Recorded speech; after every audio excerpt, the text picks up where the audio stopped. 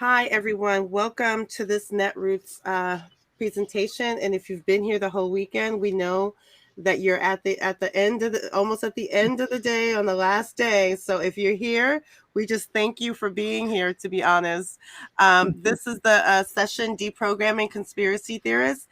Advice from cult therapists and organizers. My hope is that this will be one of the most informative sessions that you have, because I'm pretty sure we all have family members and community members that are dealing with disinformation in a challenging space going forward.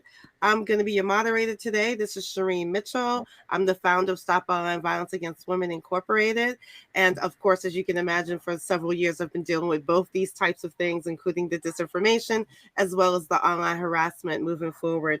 So I would like to just introduce really quickly our esteemed speakers today, because we're very fortunate to have them here.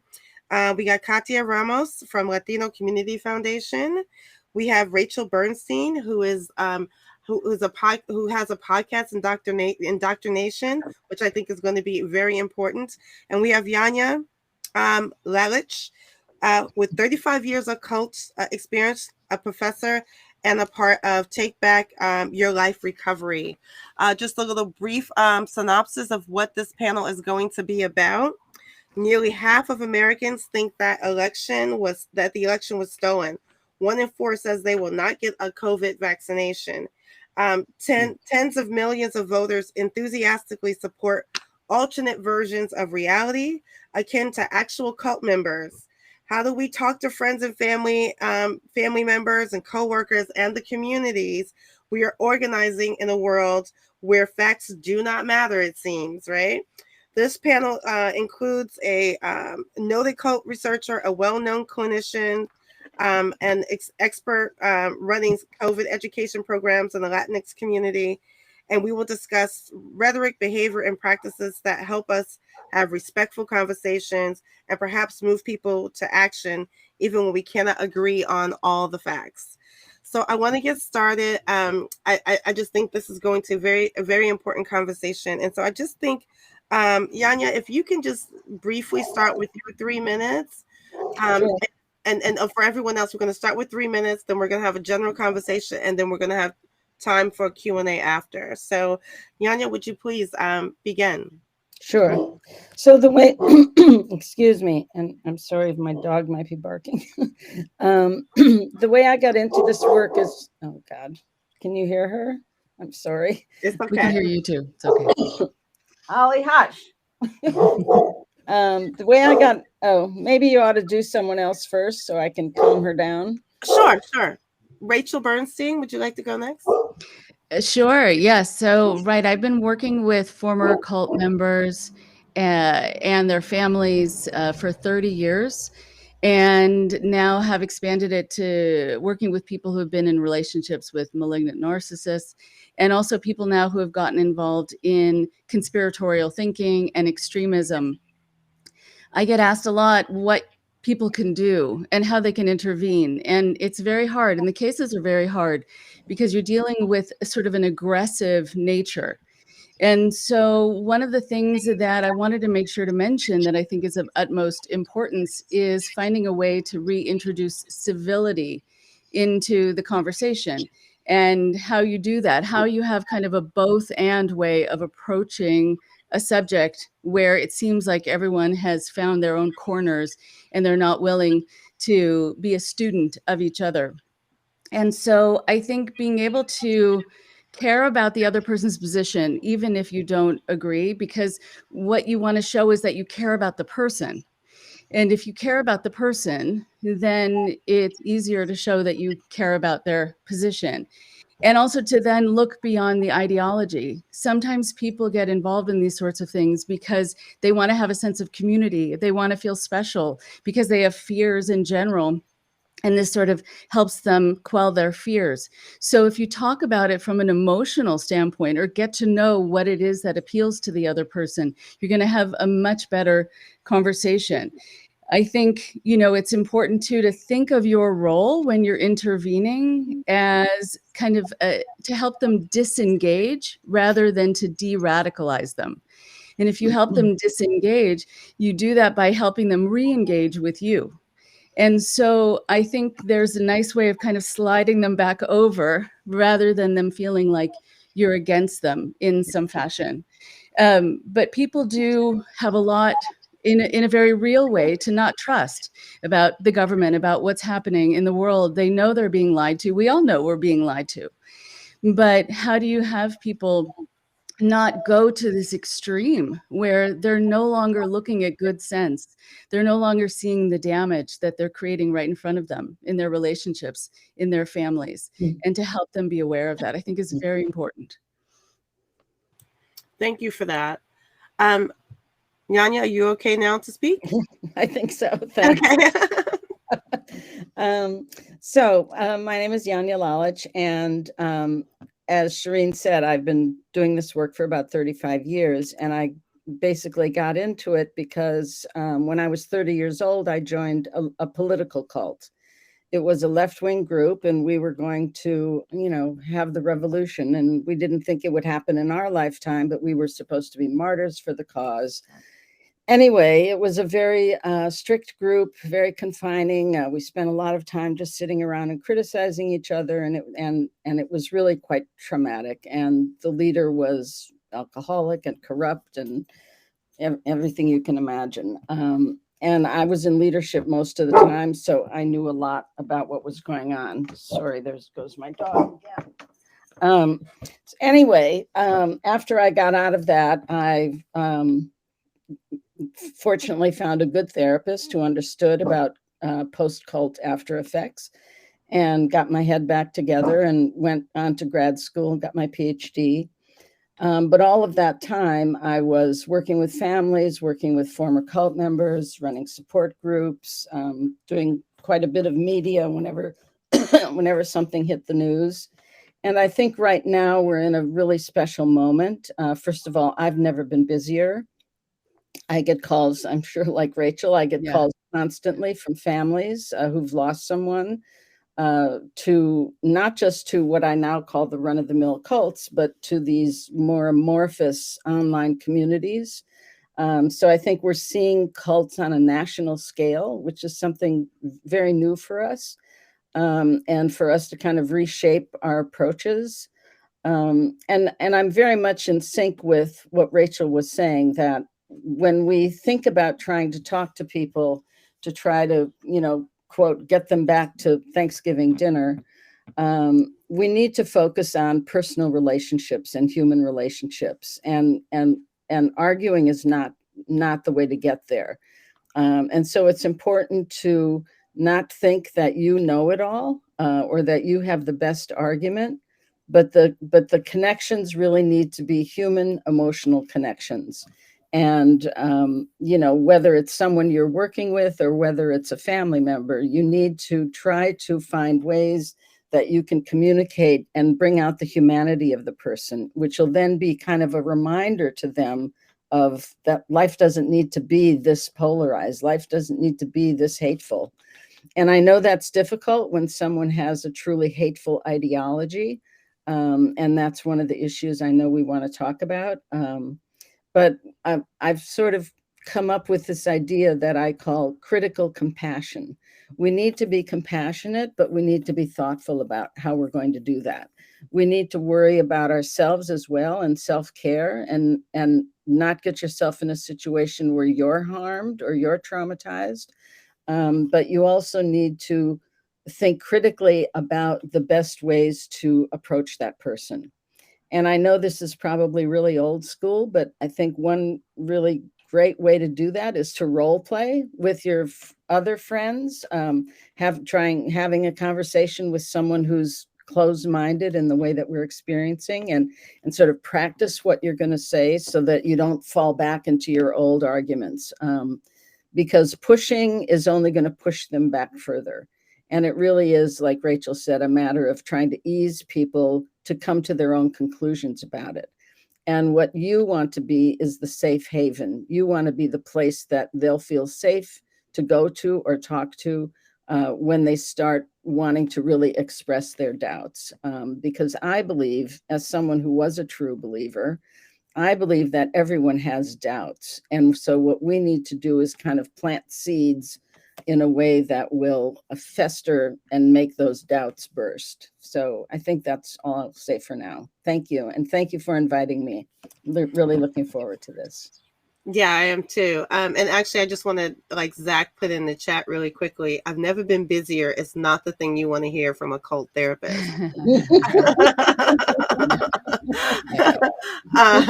Which is true. So yeah. So now we're going to go on to Katya Ramos. Katya, I know you have also personal experience with some of this, particularly around COVID. But can you just talk a little bit about what you're doing right now, and then sort of go into some of the experiences that you've had personally as well? Yeah. Hello, everyone. My name is Katya, and I work at the Latino Community Foundation in California. We're a statewide foundation focused on investing in Latinos to build civic and economic power in California. And really, this topic resonates with me for the most part because of my family. During COVID and even with elections and government, there's a lot of distrust on my family's end. And it's really hard working at a foundation where what we do is we provide resources to Latinos and just communities that are, feeling the effect of COVID right now. And we do advocacy for elections. And when it comes to my family, it almost feels, it feels weird because my family didn't want to get the vaccine for a long time. And it's interesting being in the work and then having those issues at home where my parents have that distrust, right? So when COVID hit and the vaccine came and everything, we've also invested a lot of money and resources to make sure that people have the information they need to make informed decisions. And one thing that this group has really talked about is we approach conversations not with we have the best and the right information. It's we have information to give you to allow you to make an informed decision on your own, right? And we don't push and we listen. And that's the most important thing when we're approaching conversations. And it is especially hard when we're speaking with family members because these are people that we love and people that we care about, right? And it can get really difficult to have those conversations sometimes and not go into arguments because it's family, right? I feel like we're so comfortable with our families. So it has been really difficult for me. And up until last month, my entire family finally got vaccinated, but it took a long time and lots of conversations and a lot of listening on my end and them listening. And sometimes the conversations didn't go well. Sometimes someone would back out or they would just say, I don't want to have this conversation right now. I'm not ready for that right now.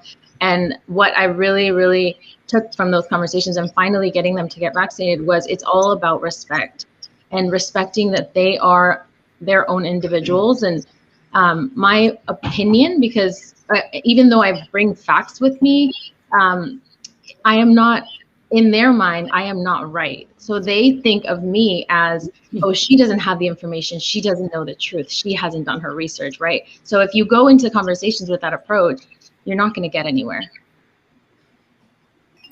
Yeah, thank you for saying that because that's a lot of what's happening. I in the session earlier, I was trying to share with people, this isn't about whether they're smart enough or intellectual enough or they have enough education. This is about their belief systems and where that comes from.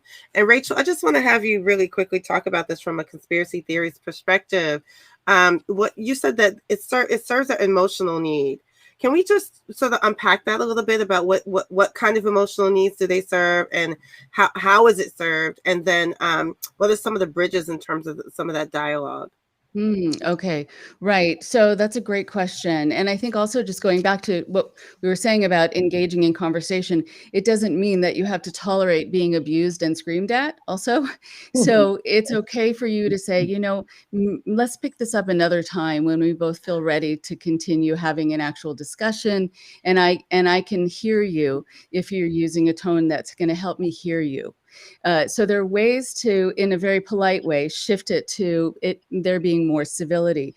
But I've talked to a number of people who have left conspiratorial thinking and said that they got involved because they were the only one in their family who they thought was not respected, whose mind was not respected. And this was a thing that was going to make them impressive, that they were going to have an idea that they have sort of the secret road to the answers and protection. And they know more sort of, they're smarter than you. They are open to having access to information that you don't have. And so it's a way to kind of even a score, and it's a way sometimes to get back, and it's a way to elevate yourself. And in that way, it's much more about the emotions that it gives you than the actual philosophy or the, the ideas or the quote unquote science of it.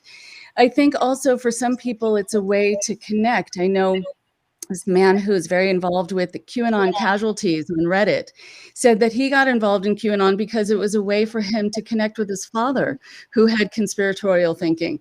And so they started having conversations, and it was hard for him to leave it because he knew he would also be leaving his father in leaving it. So sometimes it is very hard to then think about sitting and having a conversation with someone and kind of fighting fact to fact, when really the impetus for them is about getting certain needs met. For people also where their family has been deported, where they have lost their job, where they don't trust, they've generalized this message onto this. And it's hard because they are really, again, creating so much damage in their lives. I've talked to a number of kids who have contacted me and said, while my parent is going to the school board meeting and screaming about not having to wear masks and screaming about how, everyone is going down the drain and we're all going to die if we trust the government and if we take the vaccines. And it's all about saving the children. And here these children are saying, now I can't show my face in public. My mom just lost it at the school board meeting. How do I actually go to school? So while she's trying to save the children, she's destroying me. And so to have people see what is right in front of them is a really important thing, to have them stop and notice. I noticed also, just to continue with this, that there are, I call them the 3Ds that I noticed for people when, for example, Biden won the election and some people didn't want to believe it, and martial law was not instituted and all these other things that they had predicted. I feel like I deal with people at 3 different points: the determined, the disillusioned, and then the despondent. So the determined are the ones who are still wanting to see what's not there, and they're still needing to believe, because that's the thing that's bolstered them for so long. That's the thing that's made them feel strong and confident and safe. And so they're still suspending their disbelief or having willful blindness, however you want to see it. Then the disillusioned are having kind of belief that's diminished when predictions don't come true, but they're still wanting to be reassured and waiting to be reassured. So they'll jump on the next article that comes out that supports that position, and they feel kind of soothed by that. And then you have the despondent, who are the ones most often who will come to me, who are now empty and kind of rudderless and don't know what to do next. They're sad, depressed, angry, and also embarrassed. And the hardest part for them too is that they feel alone, and they have burned their bridges. They've made the Thanksgiving table a kind of a minefield, a war zone. Exactly. And so can they go back to that family? And that's why I try to instruct families as much as possible to, again, not tolerate the abuse, but to give these sort of forever messages. We might not agree, but we are here and we love you. And you always have a place to come back to, no matter what. Right. Yanya, did you have something you want to add to that? Well, I just want to say I really, support all of that and have had the same types of experiences with people. And I think the other part of this, that one part of the emotional component that we often forget, is what happened during the whole year when we were sheltered in, and that people were alone in many cases and not having the same kind of social interaction that they were having before, right? People weren't going to work or school or whatever. And I think in that aloneness is when people got trapped into those rabbit holes, because they were spending more and more time on the computer, because what else was there to do, right? Or more and more time watching, Fox News or whatever that one is, OAN. And so so they may not even have realized the extent to which they were getting drawn in, because it was just kind of like a way to pass the time. But as those algorithms took them further and further down the trail, and to tell you the truth, I don't know what an algorithm is, but apparently that's how it works. And I think that they then, so now things have loosened up a bit, but in that year or more, people got entrenched into these belief systems in that period of aloneness, and sort of the lack of decent human social contact. Let's go to Walmart and not shoot somebody up because they're asking me to wear a mask. I mean, the things are unbelievable that are happening because people just got, I think, so separate from each other. Yeah. And can I actually add something to that? Because tying in with the people being stuck at home, sometimes people losing their jobs, so many women losing work, right? Predominantly. There was this idea of future faking, where it's a form of gaslighting. People will promise you something in the future.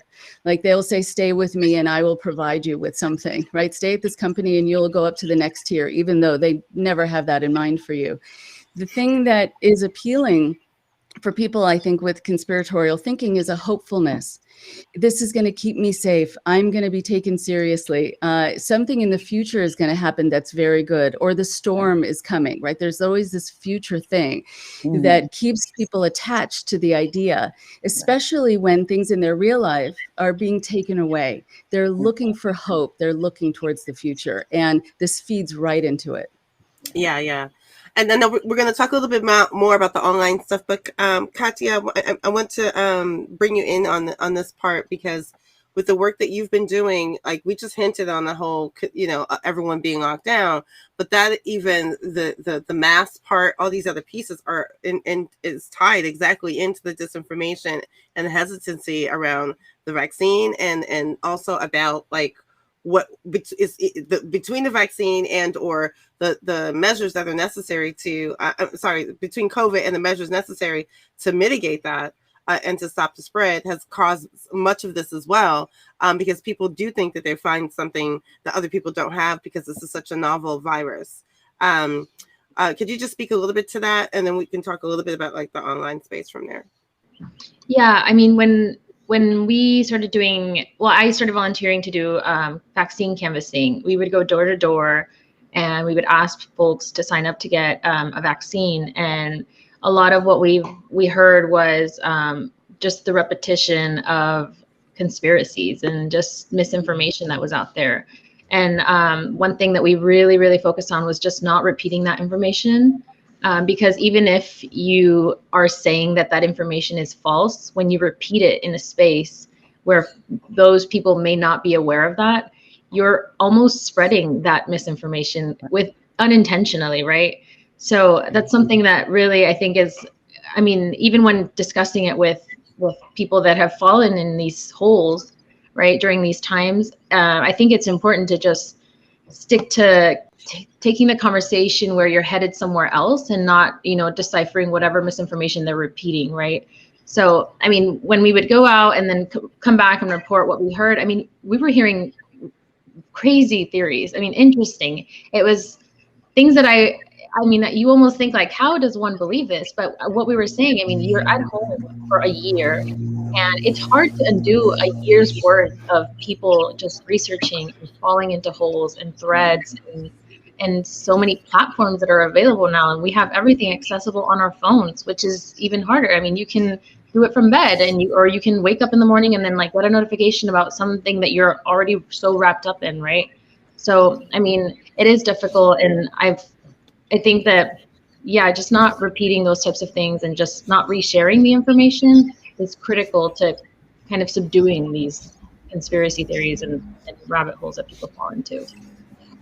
And so when you're doing that door-to-door knocking, what are some of the tactics that you use to try to combat the disinformation that you're actually hearing? What we do usually is we've practiced listening and asking questions, because it shows that you want to know more about what they think and not just giving them information and just spitting, these facts at them, right? So it's more about like, oh, tell me more about why you think that. Tell me more about where you heard that, because that's also important. And then reporting those sources if we are able to. But really, it's about listening to them, because a lot of the times, like, it is very isolating for them to be like maybe the only person in their family to believe these things and know the truth, right? So when someone comes up to them and asks them and wants to, in a way, know more, I think it almost gives them an opportunity to also say, okay, wait, I'm repeating this out loud to someone else. And a lot of the time, some people are isolated and they're getting information on their own, maybe not really talking to other people in person about it because they're either ashamed or embarrassed or just feeling alone in it. And sometimes we did have times where people were saying that if they got the vaccine, something was going to happen to them. But then when they repeated it aloud and we talked about, oh, well, how would that be possible, right? They were like, yeah, I hadn't really thought about that. So it's a lot of just asking questions. And sometimes the information will reveal itself as misinformation when you're having those conversations. Mm-hmm. And yeah, so that speaks to what I want to get to next, which is the challenge is what you just presented, is that which works best, doing a social media strategy to try to engage, or more kind of a one-on-one, asking more questions and getting to that. And I think that as we're talking about this, we know that people are going down the rabbit hole because they've been isolated. What do we do, one, and while we're still isolated, and then two, how do we deal with that across the board from a social media perspective, when so much of the disinformation right now, disinformation is 6-to-1, six times just more disinformation than there is actual facts. And after what we just was revealed by the whistleblower, we know that Facebook and other platforms have sort of benefited from that level of amplification. But like in terms of this, because this is really important, how do you go from something that like what you just talked about, Katya, and I don't want this just to be about the vaccine, but just in general for other conspiracy theories and other aspects, how do you go from the things that they've gone down the rabbit hole on to getting them individually sort of away from it for a minute to start having broader conversations and presenting the facts? Yeah. Yeah. And I think with one-on-one conversations, it really is, like Rachel said, bringing civility back to these discussions and making sure that, we are building those relationships, because this is an overtime process. Like, for the most part, you're not going to meet someone that has fallen down a rabbit hole and you're not going to change their mind in one conversation. Right. It's a lot of cultivation and building that relationship and building trust within that relationship. And you do that by listening and respecting one another. And again, bringing the civility back to the conversation. I think that's what's most important in these times. I mean, with my own family, it took me since the vaccine came out in February up until last month to be able to get them to get a vaccine. And it was phone call after phone call. My parents live 300 miles away, so it's not like I could be there with them every day, right? And having more conversations with them. It took a long time to cultivate that and just really plant the seed and say, whatever we had to do with the vaccine. And in terms of elections, like, there is a lot of misinformation out there too.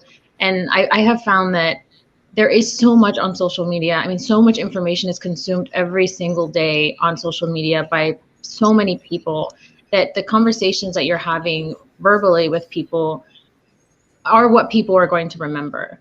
I think they'll remember that conversation most and be able to reflect on it back more than that one post they saw on Facebook. If they got a little bit of information from there and then kept swiping or something like that. So those one-on-one conversations about voting, about, everything under this whole conspiracy sun, it's important to have those conversations. And Yanya, I want to pull you in here because you said it's been 35 years. Like, what has happened and that you think is different in terms of the tactics needed before technology, and then the tactics that you think are needed now with this sort of inundation of the online space? Well, I think before we had, I guess what we could call brick and mortar cults, right? We knew where the headquarters was. We knew who the leader was. We knew where their centers were around the world or whatever. So if it was a family, I mean, there were cases certainly where families had no idea where their loved one was. But in, probably in the majority of cases, you were able to know, well, at least they're, Shireen disappeared. I'm good. I'm sorry, y'all. Okay. That at least they're, there. Change And it. so in those days, if I was working with a family, the point was to kind of try to always keep the lines open if they could. I mean, sometimes they weren't allowed to have contact with their family, but if they could, the idea was to, stay in touch, whether it's by, sending postcards or sending letters, reminding them of, great Christmas dinners together or whatever. And just working, being patient. It always took patience. And then working with people when they get out is actually a lot of what I've done. And, that's a completely separate issue of the recovery from these kinds of things. But now, as I was saying earlier, we've got these much more amorphous groups, and there's not necessarily even one leader we can look to, except maybe, what's his name, who was president at what time? I don't like to say his name.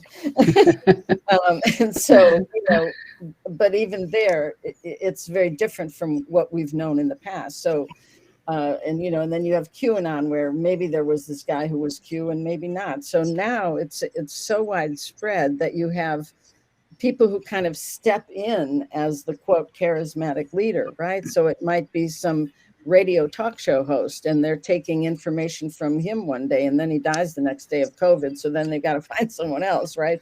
But it's sort of different people stepping into those roles. So it's not, it's a little different in the way we have to approach it and strategize about it. And I always thought in the past, that it took actual personal contact to be recruited. I mean, even if you were sort of groomed on the internet when the internet came in the 90s, you still then eventually went and met somebody and got recruited, whether it was to ISIS or even Heaven's Gate or whatever. That's, of course, not true today. People are getting recruited without that personal contact. So these online communities are providing the same kind of emotional support and safety and the things that Rachel spoke about. So the difference is trying to, I think in some case, if it's a family, you can have conversations with people. Try not to even talk about the issue. Talk about anything else, invite your nephew fishing again or whatever. Just try to have a human relationship and maybe even stay away from the subject, because it always is just going to get wiry. But when you're doing the kind of work that many of you are doing, like Katya and others, where you're knocking on doors or you're working online, you don't know that person yet personally. So I would say one thing might be to, try to get to know people, find out what their other interests are. Hey, do you like fishing? Do you ever go bowling? What's your last favorite movie? Try to build a relationship on other things than this disagreement. So that you can break into that person's life in a different kind of way, so they'll begin to have that trust of you and consider you a friend.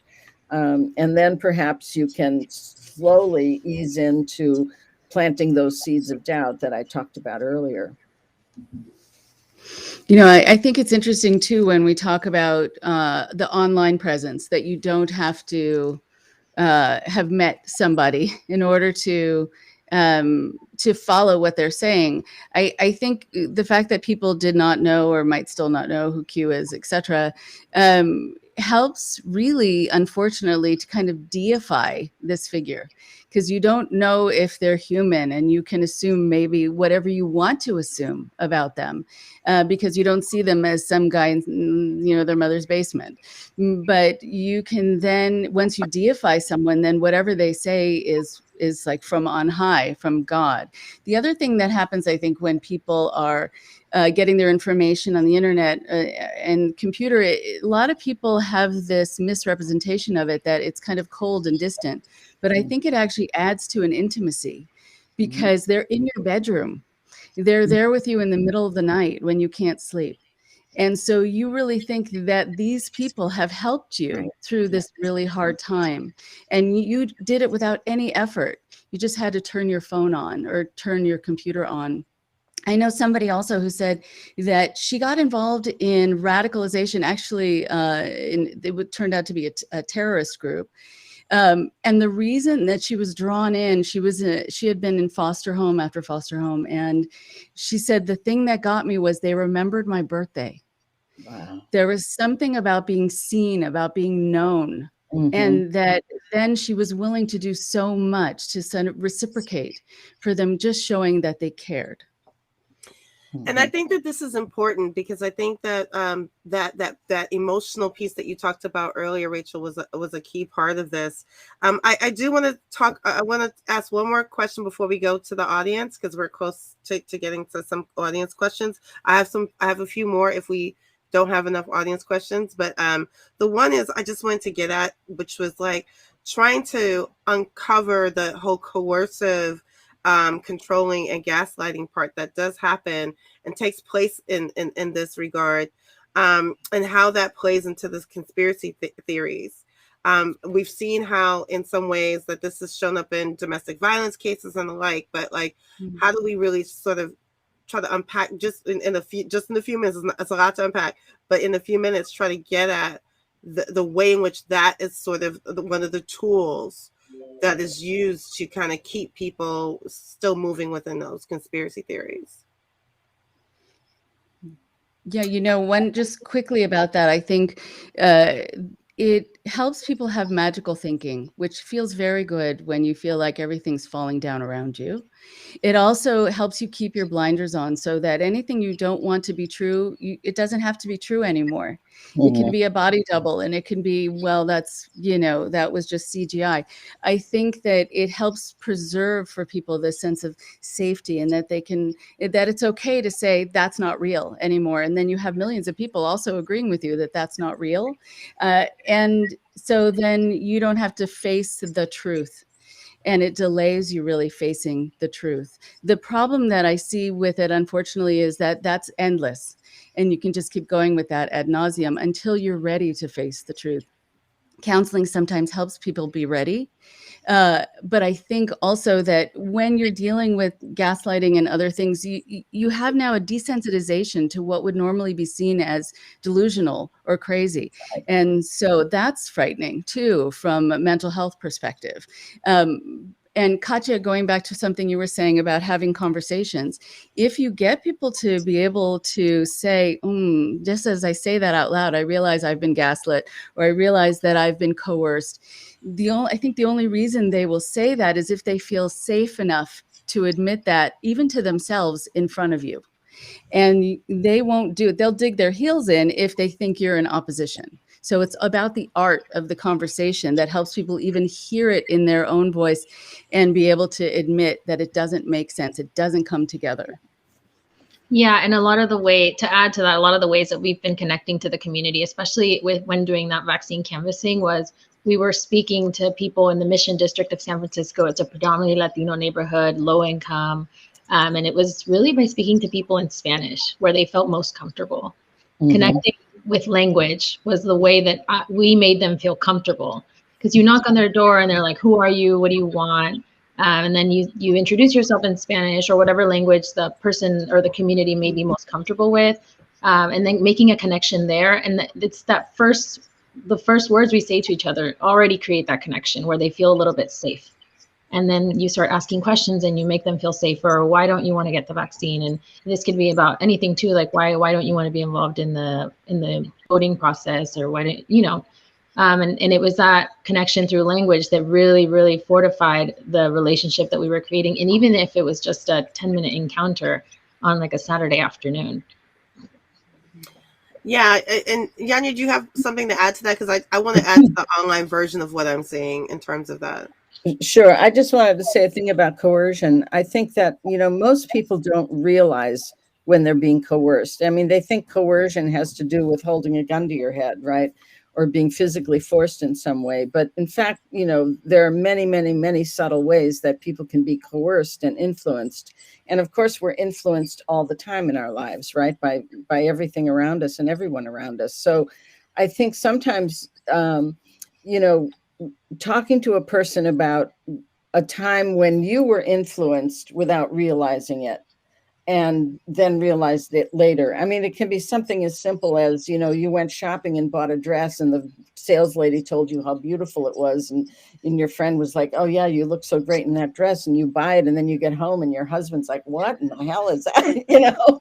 And so these ways in which sort of peer pressure and that kind of input from other people affects us, people don't often realize, because it's been going on all our lives. So I think if there's subtle ways to get people to understand, like how this online stuff really is coercive, because it's constant, and it is in your bedroom, and it is in the middle of the night, and it's, you know, it's like you can't get away from it.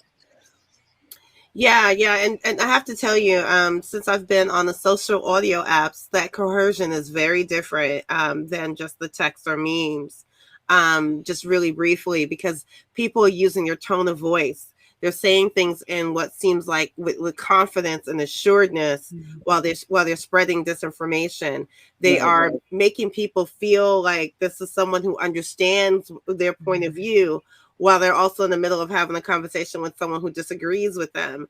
That kind of coercion is happening real time. I've watched it in multiple phases. I've watched people start to join on to disinformation campaigns with some simple words or responses to things. I was very surprised to actually witness it, listening to some of the rooms I've been in myself. And so for me, I'm thinking it's not just what we just learned about Facebook and what reports that they have. Like, now we're going to have to worry about where people are actually speaking, and how that tone and the conversations in between are happening, where people will choose sides based on the discussions that are being had, whether they come onto the stage or not, whether they're just listening and not engaged at all, versus the people who are literally speaking to each other and watching that kind of interface happen in real time is definitely, in my opinion, is going to be a very interesting framework, because I've seen a lot of gaslighting and coercion happening. I've seen people leave one group and join another in real time. And so it's just from my perspective, to see someone do that. I've seen people like from Twitter go from one debated side or argument and flip all the way over to a whole nother side. Like, for example, I had someone who I had been engaged with and was very pro Black Lives Matter, very much trying to support the community. You know, of course, got gaslit every once in a while, but like took this one switch that they were only going to have one person that they were going to follow, and that person was someone who was a white nationalist who was quote unquote presenting different information, and there was a whole entire flip for that person that kept going all the way up until the election.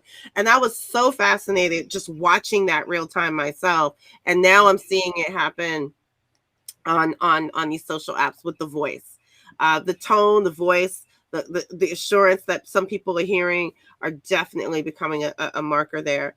So I do want to go to, go ahead. Well, I was just going to say, you know, people like that are very good at preying on guilt and shame and fear.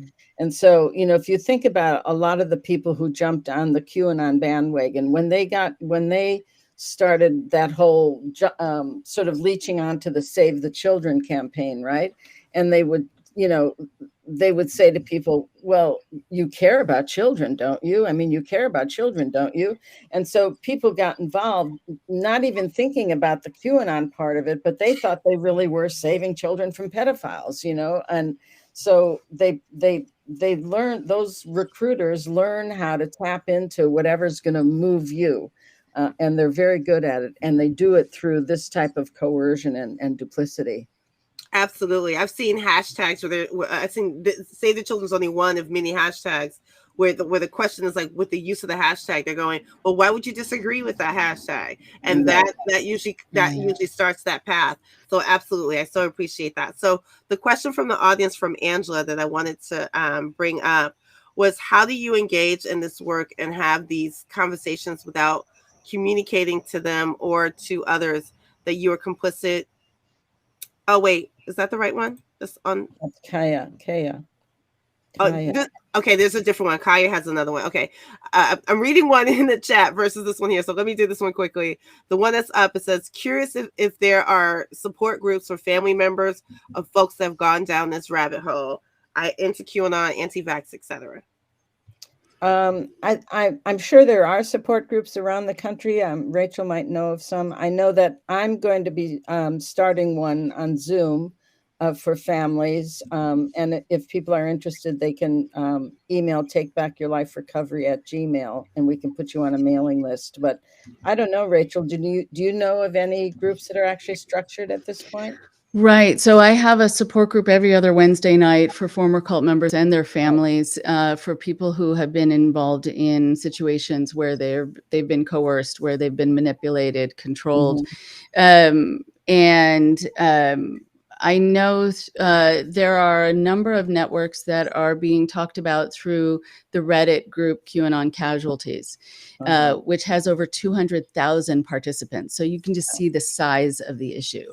And so it doesn't just also talk about QAnon. It's about other groups, Proud Boys, etc. People who are sort of landing, right? They're like, yeah, coming and the spell is broken, and they're needing to get some support, or their families need to know what to do to help them and to make these kinds of inroads and to do it more successfully, because they already feel like they've blown it and they've already pushed the person farther away. So go, check out my support group, Yanya's, and QAnon Casualties, and type in that question, and I'm sure a lot of information will come your way.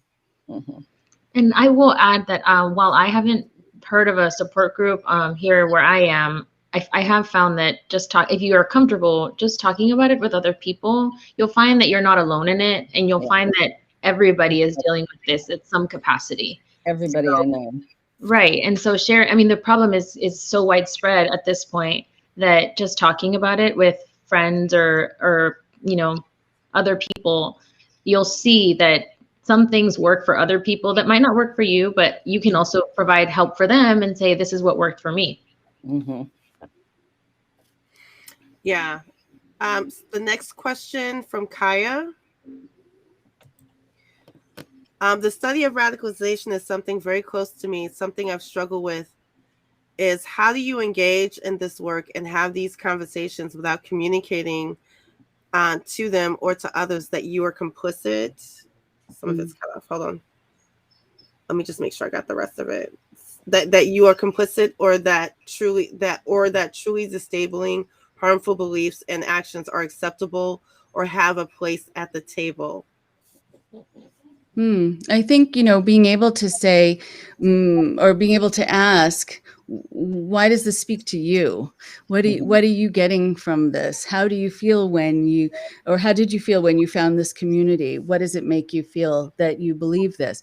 You're not saying you believe the same way, and you don't need to. And I think you can also say, I want to have an honest conversation with you, and I don't want to have to pretend, and I don't want you to have to pretend. So we can feel differently about this, and you can think I'm wrong, but at the same time, I want to be able to understand what it is that you get from it, and also what kind of purpose it serves. And I think also saying, teach me. It means that you don't know and that you might not agree, but you invite the person to teach you in the hope that then they can be open to you teaching them at some point. Yeah, and Rachel, you did, when we were talking about this previously, you mentioned something really important, was understanding where they are falling into those beliefs. So, for example, the distrust in government, like, why do they distrust in government? What caused them to fall into this rabbit hole? Maybe it was a past experience, and maybe they've had a really bad encounter with government when they were kids or something that had led them to go down these holes. Right. Yeah. Having their parents arrested and, and deported. I mean, there are a lot of very valid reasons that people have to not trust. Yeah. So the next one is from Felicia. How do you help religious family and friends who have taken on right-wing cultist beliefs as part of their religious dogma? Really good one. Well, I think you do exactly what we've been talking about. There is a huge problem right now, I think, with all of the non-denominational fundamentalist churches that have popped up all over the country, and they're non-denominational, meaning they're not accountable to any larger body. And so you have these guys, these preachers, women too, but who start out on the in their living room, move to a corner store, then get a little building, and people start following them and believing them. And most people can't handle that kind of power. And then it goes from there. And of course, with all the other polarization going on today, a lot of it really has become very right wing. And so it's the same thing. I think you have to be careful and cautious in how you talk to people, but keep those lines of communication open. I'm pretty much of the belief that you should never give up, that people will eventually see the light. I mean, I've worked with people who've come out of groups after 50 years, their entire adult life they were in a group. And then finally something happened that they broke free. And so I, really keep the doors open, be that safe haven. Again, remind them of what life was like before they became a so-called fanatic. I mean, don't say it like that, obviously, but you want to just always be friendly and loving and hopeful. I think also with religious beliefs, and it is very hard because I deal with this a lot. I'm sure you do too, Yanya, where people are saying, my pastor has taught us this. Or it says in the Bible that it foretells all of this. And so I think to start a discussion by saying, I want you to hear what I'm saying, but not what I'm not saying. Because I'm not saying that I don't care about God or your God, or that I'm trying to doubt what you're being taught, or I'm trying to be sacrilegious in any way. But I'm trying to understand how it's gotten woven in to your belief system. I think you can also introduce the idea, they may or may not be open to it, that the reason there's so many different religions and the reason there's so many denominations in religions is that they transform over time to meet the people where they are and to incorporate more modern information and updated information. I mean, if we followed what it said in the Bible, right, it's a lot of old information, a lot of old science before there was science. And so now things have been updated. And so to just say to them, I hope that you'll be able to also incorporate new information. I don't want you to be left behind. I don't want you to be stuck in the past. And so I would love for you to be able to kind of partner with me. You don't have to give up your beliefs, but can we work together where I can introduce you to some newer ideas that your pastor might not be? Thank you. The next question, I believe, is from Becca. Yes. What is the best way we can help our grassroots folks fight back against their narratives? Are resources about the roots of many of these conspiracy theories and cults helpful for them to understand where it comes from? A guide to starting the conversation, or she's asking, is there a guide to start the conversation? Well, I mean, there's certainly a lot of information available on the internet about the origin of a lot of these conspiracy theories, or the origins of some of the people who first started promoting them or who are now promoting them. There's a lot of information about cults on the internet. I have a lot of stuff on my website, yanyalalich.com. I think one thing to do if you do have this situation in your life is to do your research and find out exactly what that person is believing in, so that you're not making assumptions. You might think it's worse than it really is. That would be lovely if that were the case. But I think doing your own research and making sure you know who you're talking to and what you're talking about. Yeah, I think coming up with a guide for how to start the conversation that's gotten my wheels spinning. So I'm thinking that's a great idea. And maybe we should put our information together and really set that up sort of step by step. I think about the conversations that you have, Yanya and Katya, on the street, right, really with people. Right. I try to keep in mind the following. How would I want someone to have the conversation with me? How would I want them to start it? What would make me receptive to them? What would make me know that they're not my enemy? And also that I don't have to admit something and I don't have to change yet. And so to think how you would like to be approached is often the way you approach other people. Yeah, I agree with that, because, I used to think about when I was in the cult I was in, if anyone had tried to get me out, would it have worked? And in the first 5 years, no, it wouldn't have. But in the second 5 years, it probably would have, because I was desperate to get out, but I didn't know how. I couldn't figure out how to go through the door because I was psychologically trapped. So I think, understanding that people go through different phases of their involvement in these things, and as someone, I think it was Rachel saying earlier, it can be very lonely. You don't, even though you might feel you found a community, you also have a sense of isolation because of this polarization right now. And so just being there at different times for the person can be very, very important. I just really quickly there, because we're going to start wrapping up. There's two things that strikes me is that there's always this response to when someone who's experiencing domestic abuse, like, why didn't they leave? Exactly. It's some of the same thing, right? Some of the same questions that get asked. Exactly. The other question that came up a little bit earlier was there seems to be a shock that there could possibly be left-wing cults. Yeah. Oh, there's lots of them, believe me. Mm-hmm. I could spend a whole day talking to you about that. Okay, so it doesn't matter what ideology is, No. that this still can happen in different forms, even in different religious groups, right? Mm-hmm. Right. So I just want to let each of you in 1 minute do a quick end in terms of what you think are the best responses for those who are having family members they're trying to experience this with, and if you have any conversation about like what does this look like for the broader community, that's fine. But Katya, if you can speak a little bit to that would be sort of great as well. Yeah, I would just end by saying, take these conversations and lead with respect. And like Rachel said, talk to someone the way you would like to be talked to, and don't assume that you have the correct information, and really enter in on these one-on-one conversations and with the broader community with the intent to have a conversation, not to quote unquote inform them and educate them, because they have information and they could do the same to you. Thank you, Katya. Yanya, do you want to go?